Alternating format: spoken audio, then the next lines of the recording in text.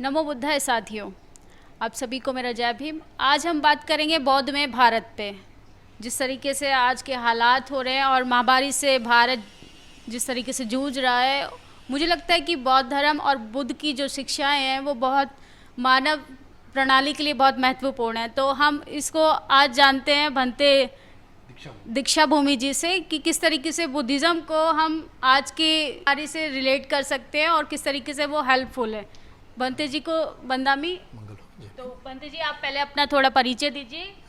मैं भंते दीक्षा भूमि बुद्ध गया मुक्ति पंचशील बुद्ध गया मुक्ति आंदोलन के संयोजक हूँ। फ्री टिबेट के लिए काम करता हूँ और साकेत बुद्ध गया मुक्ति आंदोलन के लिए भी काम कर रहा हूँ। तो सबसे पहले बंते जी मेरा एक आपसे सवाल है कि बौद्ध धर्म एक्चुअल में बौद्ध धर्म है क्या? क्योंकि आज के जो बहुजन समाज है उनको लगभग मालूम नहीं होता है कि बौद्ध धर्म होता क्या है।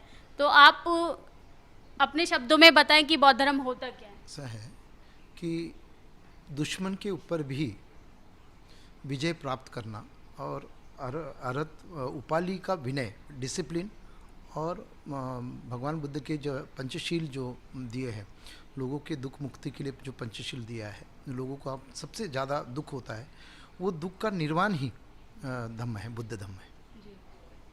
और दूसरा सवाल मेरा कि आप साकेत अयोध्या जो आजकल कंट्रोवर्सी में जो एक तथ्य बना हुआ है जिसके ऊपर काफ़ी पॉलिटिक्स हो रही है, वो उसके बारे में हम साकेत से, अगर उसका पुराना नाम साकेत था, तो आप साकेत नगरी के बारे में थोड़ा सा लोगों को बताएं कि किस तरीके से साकेत का इतिहास रहा, जिसे लोगों ने चेंज करके इतिहास में किस तरीके का बदलाव हुआ और उसको आज हमारे सामने अयोध्या के नाम से प्रेजेंट किया जाता है। भगवान बुद्ध के 6 वर्षवास साकेत में हुए हैं। अरहत सारिपुत्त भी वहाँ गए थे। राजा प्रसन्नजीत ने भी वहाँ पे बावरी भिक्षु के नाम से एक बुद्ध विहार बनवाया था। मिगर माता विशाखा जिन्होंने भगवान बुद्ध से दीक्षा साकेत में ली थी और वहाँ पे श्रावस्ती की तरह ही एक भव्य बौद्ध विहार 110 फीट का वहाँ पे बनवाया था। फाइयान, वियनसैंग और राहुल संकृत्यान बड़े बड़े बंदे जी जो है वो वहाँ पे जाके अपनी आराधना, अपनी पूजा, अपनी धम्म के बारे में वहाँ पे वर्षवास वहाँ पे सब कुछ किया रहते थे। सम्राट अशोक ने वहाँ पे अशोक स्तंभ बनवाया था, एक बौद्ध विहार बनवाया था और अभी वहाँ पे 20 बुद्ध विहार, एक अशोक स्तंभ अभी वहाँ से पूरा गायब है, क्षतिग्रस्त है।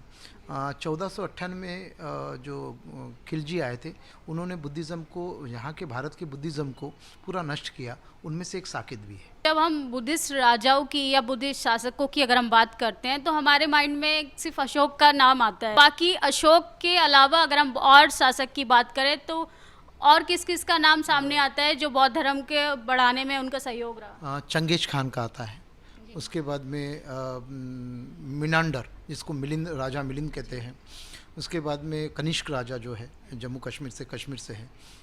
ऐसे बड़े बड़े जो राजा थे, हर्ष, जैसे कुंभ मेला जिन्होंने स्टार्ट किया उनका नाम है हर्षवर्धन, वर्धन घराना है, वो हर्षवर्धन जी जो है। तो पूरा दुनिया में अगर कहीं होगा, प्रोफेट मोहम्मद होंगे या जीसस क्राइस्ट होंगे, ये सब बुद्धिज़्म से तक्षशिला और नालंदा यूनिवर्सिटी से उन्होंने स्टडी करके उन्होंने अपने नए नए धर्म ईजाद किए।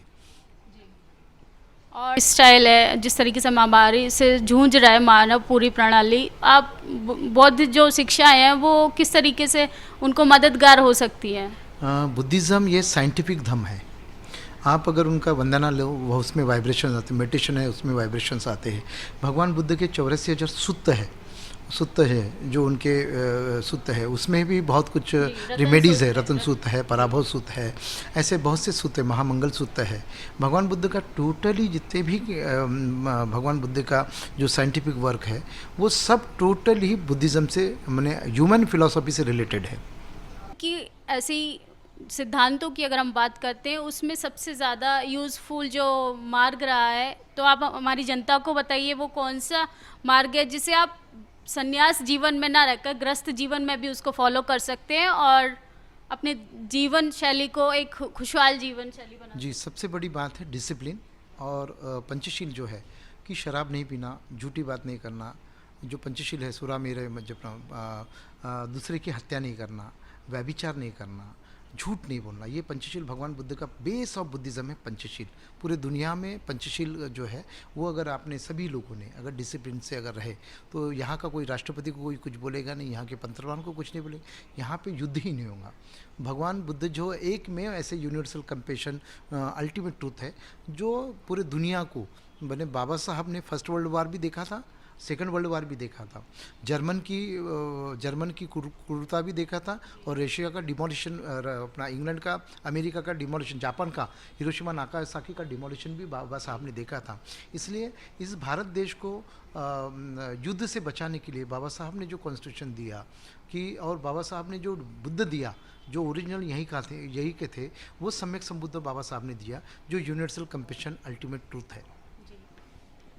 तो साथियों, ये आप देख रहे थे कि किस एक बौद्ध भिक्षु के द्वारा बताया गया बुद्धिस्ट मार्ग और साकेत की इतिहास के बारे में। Doctor B.R. अम्बेडकर द्वारा पुस्तक बुद्धा इस धम्मा को पढ़ना बहुत ज़रूरी है, तभी आप इतिहास से अवगत हो पाएंगे। और जिस तरीके से आज की महामारी बहुत फैल रही है, लोगों में पेशेंस की कमी होती जा रही है, मुझे लगता है बुद्धिस्ट जो टीचिंग्स है उनको अपनी लाइफ में फॉलो करना चाहिए, तभी आप एक अच्छा जीवन व्यापन कर पाएंगे। धन्यवाद।